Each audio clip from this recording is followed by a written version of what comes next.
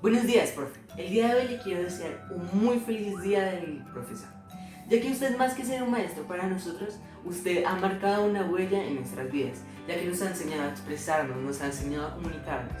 Y esto es muy valioso para nosotros. Muchísimas gracias y que tenga un excelente día. En cuanto al libro que yo elegí, De la Tierra a la Luna, de Julio Verne, podemos decir que en la actualidad es mucho más común hablar de viajes espaciales. Sin embargo, en 1865, Julio Verne tuvo la imaginación para ver esto antes de que sucediera, y 100 años después su visión se hizo realidad. Ahora, para poder entender este libro, primero que todo necesitamos ver el punto de vista de Julio Verne. Por eso vamos a hacer un breve recorrido por su biografía. Julio Verne nació el 8 de febrero de 1828. Él siempre fue un niño muy aficionado a los barcos, ya que en donde nació, Nantes, Francia, él vivía en una isla rodeada por dos ríos por donde pasaban los barcos todas las mañanas. Y además, con los cuentos que le contaba su maestra y su madre de los marineros, él siempre imaginaba embarcarse en una aventura. A los 11 años, él se escapó de su casa y se iba a vivir en un viaje en barco de polizón. Sin embargo, sus padres se dan cuenta y, menos mal, logran detenerlo antes de que el barco zarpe y le hacen prometer que él solo viajaría en su imaginación. Él, al ser el hijo mayor de la familia, tenía la responsabilidad de continuar con la profesión familiar. Su padre había estudiado Derecho y por lo tanto quería que él también lo hiciera. Le pagó la universidad en París. Sin embargo, a Julio no le gustó mucho esta profesión y decidió abandonarla. El padre, al darse cuenta de esto, decidió quitarle todo apoyo económico a Julio. Por lo tanto, a él le tocó defenderse solo. Consiguió empleo en el Teatro de París y allá empezó a escribir sus obras. Él tenía una crisis económica, pues porque apenas le alcanzaba para sostenerse. Y por eso decidió que una de las soluciones posibles a su problema era contraer matrimonio. Buscó con su madre y con sus amigos a ver si encontraba alguna pareja. Un día en una boda encontró a la persona que sería su futura esposa. Ella es Honorine Hill. Ella era una viuda y además era rica. Era la persona perfecta para Julio. Antes de casarse, Julio le pidió un préstamo a su padre para volverse corredor de bolsa, puesto que esta profesión era un poco más lucrativa. A él le fue súper bien, él se casó, sin embargo la bolsa empezó a decaer. Las cosas empeoraron con su esposa. Ella no entendía qué era lo que él hacía y no lo consideraba muy buen escritor. Por eso, él, para desestresarse un poco, fue a un viaje con sus amigos. Recorrió Europa del Norte. Luego, cuando volvió, escribió su primer libro. Este fue 5 semanas en globo. Y con ayuda de un amigo se lo presentaron a Julio Hetzel. Julio Hetzel accedió a publicarlo y les fue súper bien. Tanto que Hetzel permitió que Julio fuera el nuevo escritor de él, pero por lo menos tenía que escribir 3 libros al año. El segundo libro que él entregó fue París del siglo XX, pero por su versión deprimente que tenía de París, Hetzel no permitió que este fuera publicado. Y después de que murió Julio, unos nietos de él encontraron este libro y lo publicaron. Y gracias a que este tenía muchas predicciones como la revolución industrial y la creación de la Torre Eiffel, este libro tuvo mucha fama y hasta el día de hoy, a pesar de que no fue publicado durante la vida de Julio, sigue siendo de sus obras más reconocidas. Volviendo a la vida de Julio Verne, cuando su esposa iba a dar a luz, él se embarcó en un viaje y la dejó sola. Él nunca quiso a su hijo realmente hasta que fue más grande. Bueno, en cuanto a sus éxitos podemos decir que tenemos a 20.000 leguas de viaje en submarino, que lo publicó en 1869. Esta fue de sus mayores obras, gracias a que pues predecía los submarinos eléctricos, además que describía mucho la fauna del mar y pues daba como un contexto político de esa época, de los enfrentamientos de Rusia con Europa. Gracias a la muerte de su amante y de su mejor amigo Hetzel, y también productor, él dejó de escribir, se deprimió mucho y luego le dio diabetes. Y finalmente, el 24 de marzo de 1902, falleció. Ahora que sabemos el punto de vista de Julio Verne, podemos decir que Julio Verne escribió sus viajes gracias a lo que él pretendía vivir, a lo que él imaginaba. Y por eso su ilusión con estos libros. Bueno, en cuanto al libro, tenemos que después de la guerra civil en Estados Unidos, el Gun Club era el grupo de personas que fabricaban las armas, sobre todo cañones, balas, pistolas, y pues ellos quedaron sin trabajo pues porque ya no había guerra. Barbicane era el presidente de este club y decidió reunir a todos los del club para darles como una nueva propuesta, algo en el que trabajar, y les propuso que enviarían un cohete a la luna. Bueno, después de darles la noticia, este rumor se esparció por todo el pueblo de Baltimore. Ellos enviaron una carta a Cambridge para que les rectificara todos los datos que tenían que hacer, pues para mandar el cohete a la luna, cuándo lo tenían que hacer y en qué posición tenía que estar la luna. Luego de esto, gracias a los rumores, todas las personas en Baltimore estaban muy interesadas por la astronomía. Era imposible que nadie supiera nada porque todos lo iban a tachar de ignorante. Ellos se reunían constantemente para cuadrar cómo iba a ser la construcción del misil. Decidieron que no se iba a hacer con pólvora, sino que lo iban a hacer con un compuesto de algodón, porque este soltaba gases y duraba mucho más. Además decidieron que no iban a construir la bala de hierro, sino que la iban a hacer de aluminio para que fuera mucho menos pesada y poderla enviar pues con menos cantidad de pólvora. Luego de esto tenían que encontrar un lugar donde hacer esta bala, puesto que tenía que ser lo más cercano posible a la línea ecuatorial. Habían dos puntos en las opciones. El primero era Texas, en la frontera con México, y el segundo era Florida. Ellos se ponen, los representantes de Texas y de Florida se empiezan a pelear y finalmente termina siendo escogido Florida gracias a las propiedades de sus suelos que, al ser compactos, permitirían construir la bala más fácilmente. Ellos viajaron a Florida a buscar un lugar donde construir la bala y haciendo una caminata encontraron Stones Hill, que fue donde finalmente terminaron construyendo la bala, gracias a que era una planicie y era mucho más fácil de construir. El pueblo donde se encontraba ese lugar fue subiendo mucho su economía gracias a que pues llegaban los barcos, además llegaban turistas a ver cómo era el proceso de construcción y pues de todas partes venían a ver el proyecto. Ellos, para financiar el proyecto, no era que pusieran su propio dinero.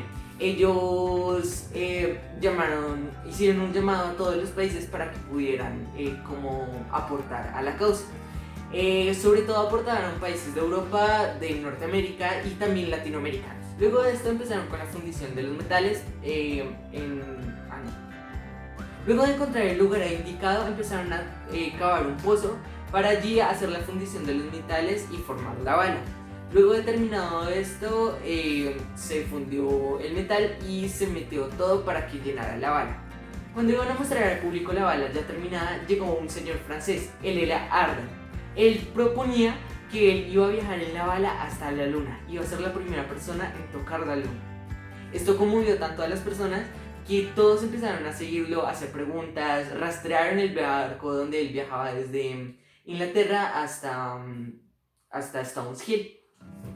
Luego de esto ellos dieron como una reunión de prensa y empezaron a hablar, pero en ese momento que empezaron las discusiones y todo eso, apareció un personaje en el libro. Este era Nicole, el capitán Nicole. Él siempre había sido el archienemigo de Barbicane, puesto que él estaba encargado de construir planchas y escudos y el otro era el encargado de construir proyectiles. Entonces siempre andaban en una intensa competencia.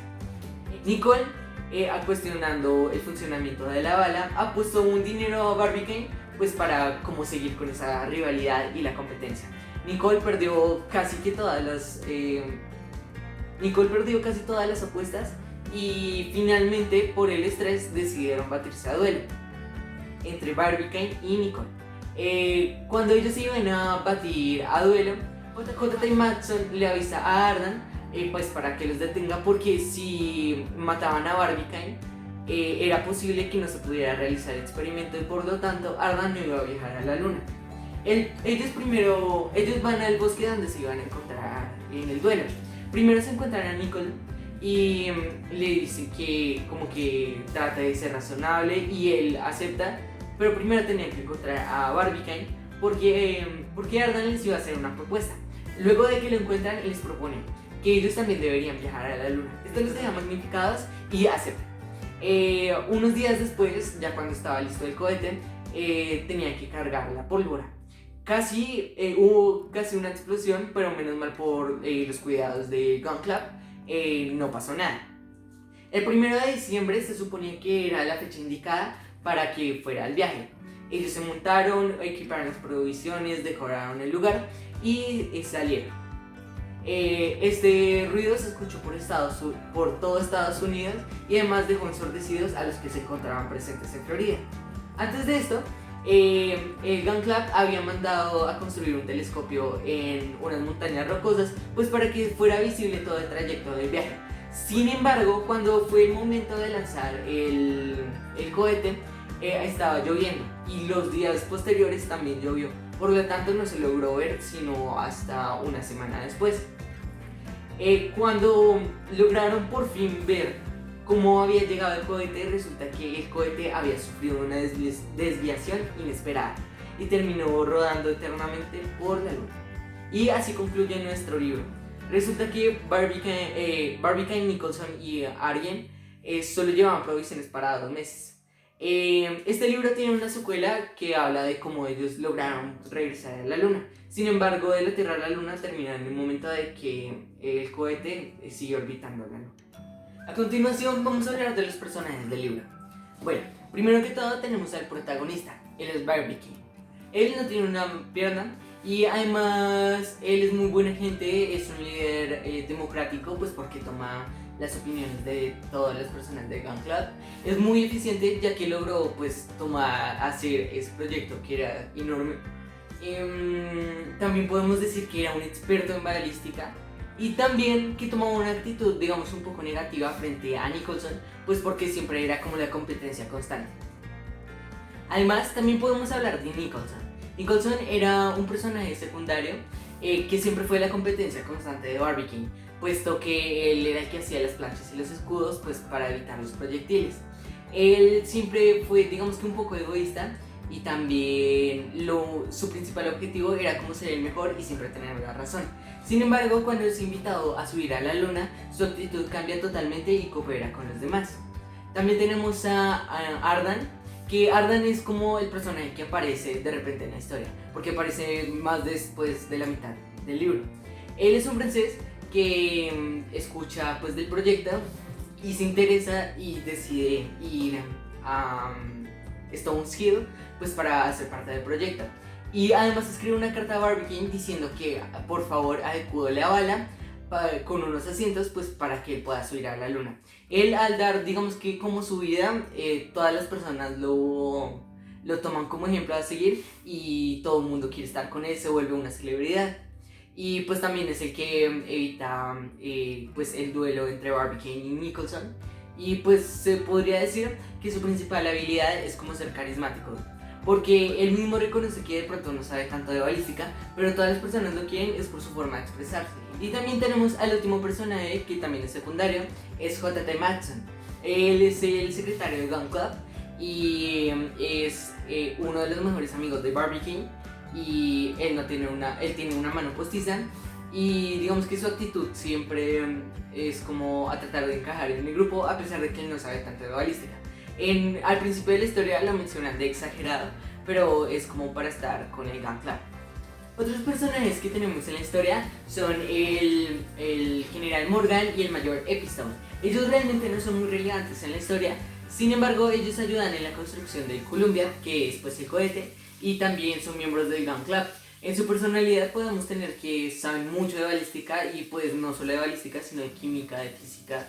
Ellos son prácticamente los que hacen los cálculos de la construcción de la bala.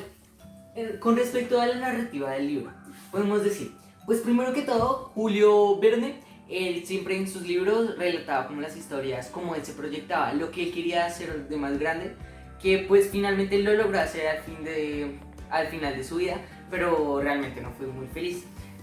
Bueno, él siempre se identificaba con un personaje en todos sus libros. En este caso era Barbicane, porque la ilusión, digamos, de hacer algo grande, algo magnífico para ir a la luna era como ese viaje, esa ilusión que él tenía. También podemos decir que este libro es extremadamente descriptivo, utiliza un lenguaje muy técnico gracias a los conocimientos que Julio Verne adquirió cuando estudió en París. El lenguaje es totalmente literal, no utilizan metáforas. Sin embargo, en algunas partes Barbie King y J.T. Maston hablan como en sentido poético y digamos que es un poco raro, pero es muy chévere. El género literario de este libro es la novela. ¿Pero por qué la novela? La novela es una historia irreal, o sea que realmente no pasó, que tiene como fin hacer una reflexión sobre el espectador.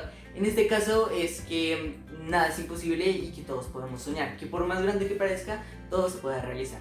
Y tiene dos subgéneros. El primero es la novela científica, pues por obviamente el lenguaje técnico que utiliza y porque está involucrando todas las materias, digamos, de química, física, matemáticas, balística, astronomía, movimientos de rotación, como que da la explicación de todos estos fenómenos, cómo suceden y pues muchos datos de todo. Y también el otro subgénero que tiene es la novela de ciencia ficción. Esto pues porque para la época era un viaje imposible de hacer y cuando una aventura digamos que es como algo imposible se le llama ciencia ficción. Bueno, podemos decir que el cronotopo de esta historia es un pueblo costero al sur de Estados Unidos después de la abolición de la esclavitud. Este pueblo tenía que ser cerca de Nueva Orleans, que era como la central donde estaban todos los afroamericanos. ¿Por qué?